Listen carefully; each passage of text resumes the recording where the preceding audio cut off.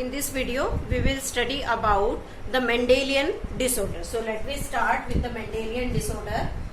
Mendelian disorders.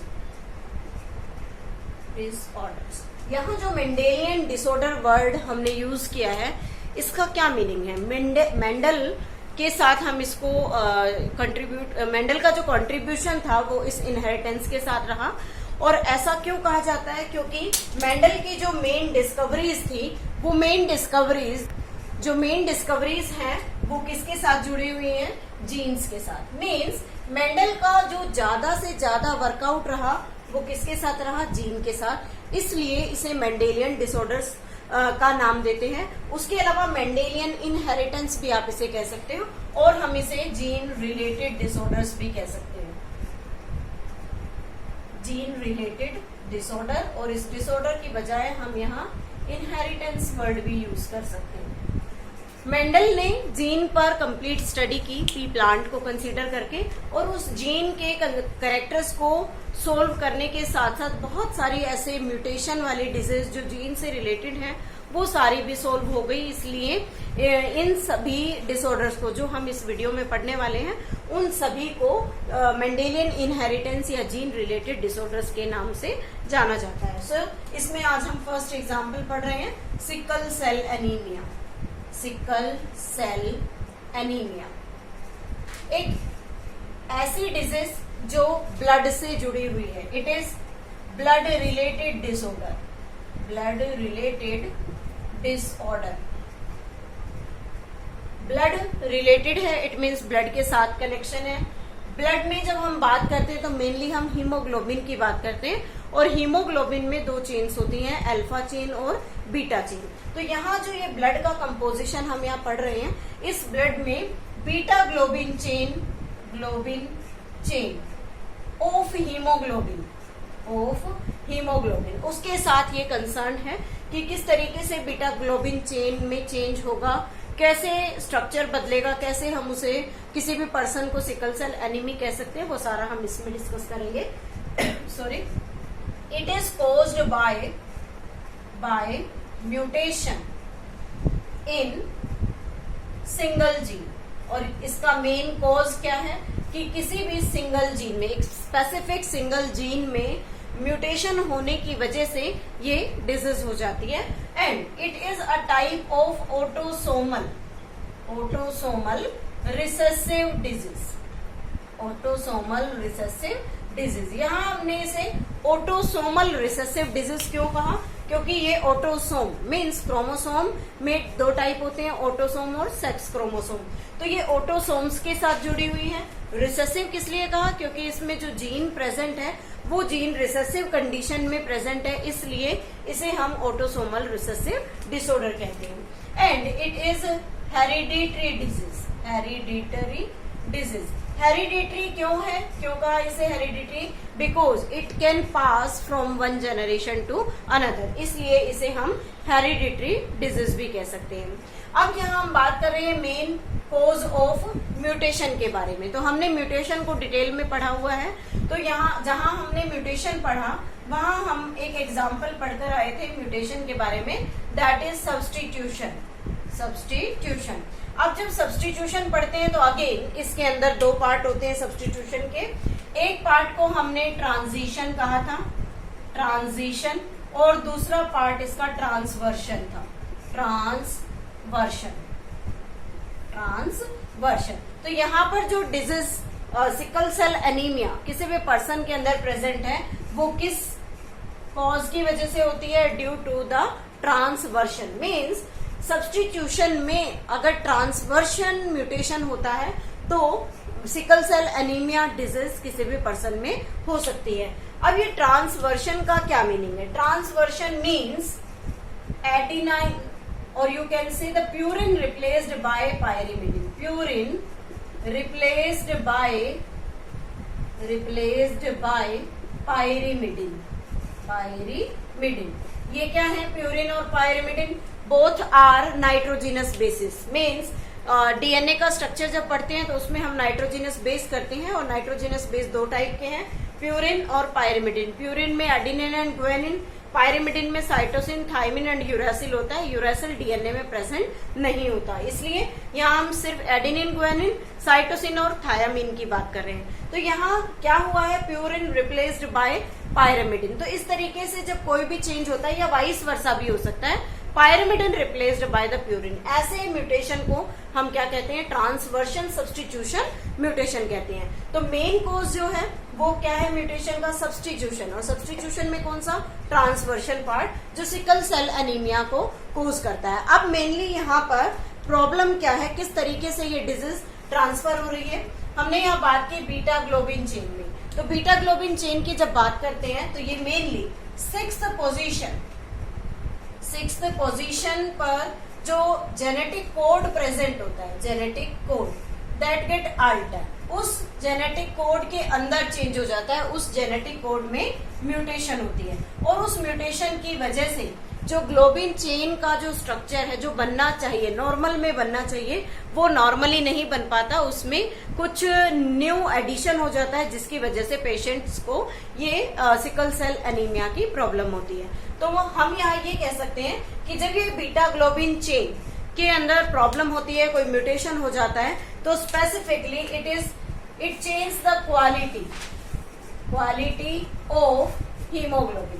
Means अगर एक position पर कोई नाइट्रोजिनस बेस चेंज हो गया, अल्टर हो गया, रिप्लेस हो गया है, तो उससे क्या होगा, ग्लोबिन चेन तो एज यूजुअल बनेगी, लेकिन उस ग्लोबिन चेन की जो क्वालिटी है वो रिड्यूस हो जाएगी, वो प्रॉपर फंक्शंस नहीं करेगी। तो इसलिए हम इस सिकल सेल एनीमिया डिजीज को क्वालिटेटिव इनहेरिटेंस के नाम से भी जानते हैं। आगे हम डिस्कस करेंगे, एक डिजीज और भी पढ़ेंगे, thalassaemia.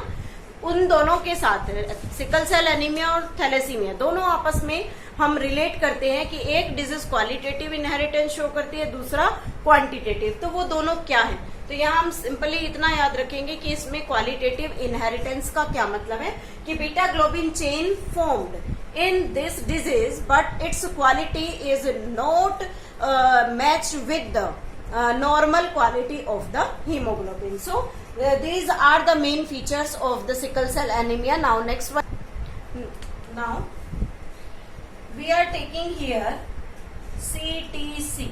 This is the base pair of the sixth position. जो अभी हमने किया था कि सिक्स्थ पोजीशन का जो जेनेटिक कोड होता है उसके अंदर चेंजेस होते हैं। तो यहाँ हम एक सिक्स्थ पोजीशन का जेनेटिक कोड ड्रॉ किया है, सेम सिक्स्थ पोजीशन का जेनेटिक कोड यहाँ भी ड्रॉ करेंगे, लेकिन दोनों में हमने एक डिफरेंस शो किया।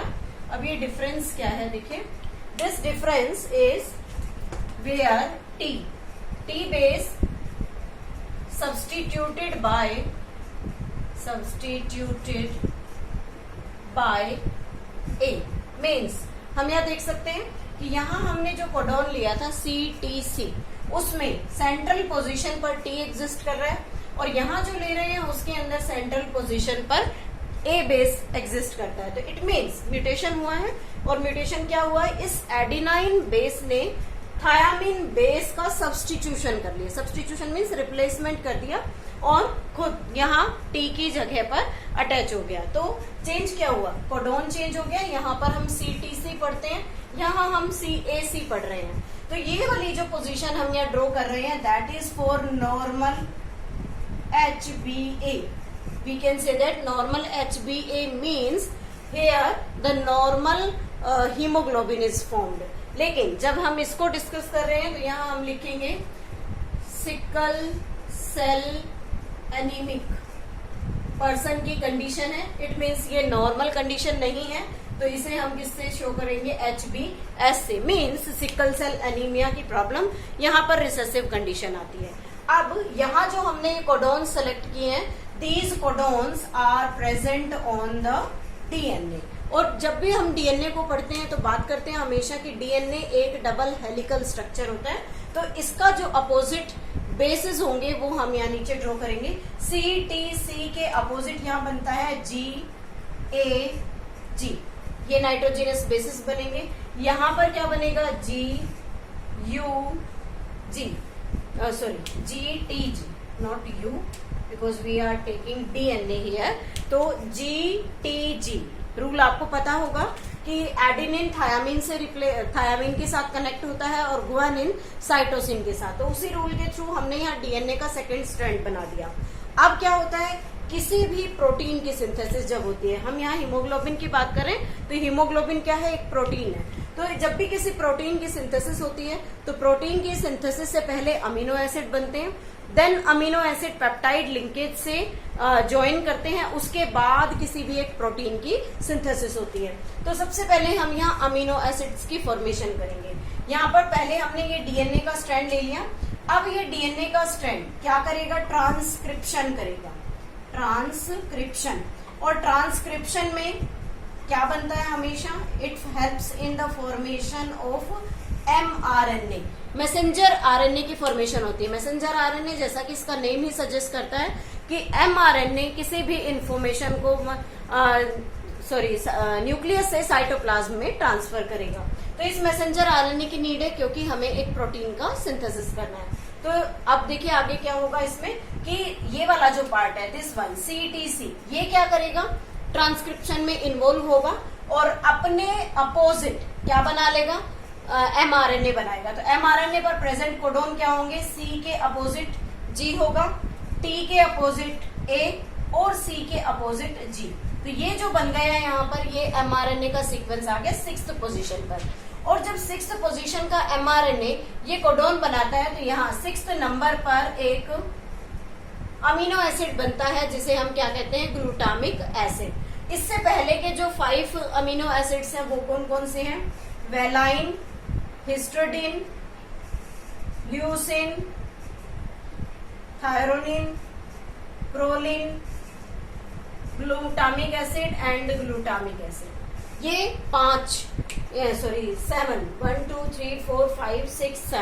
7 नाइट्रोजिनस बेसिस और you can say 7 amino acids को शो कर रहे हैं, valine, histidine, leucine, threonine, threonine, proline, glue.